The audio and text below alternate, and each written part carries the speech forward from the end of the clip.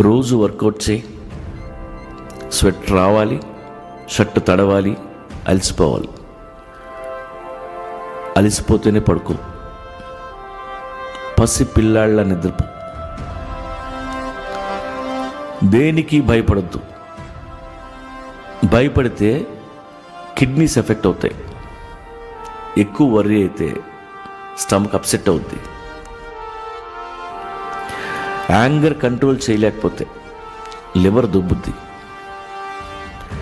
ప్రతిదానికి stress feel అవుతూ పోతే ఆ గుండె ఆగిపోద్ది.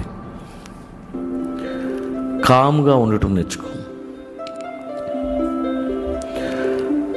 మతాలు గ్రంథాలు మనకెందుకు? ఆ కుక్కలా సరదాగా ఉండగలిగితే చాలు.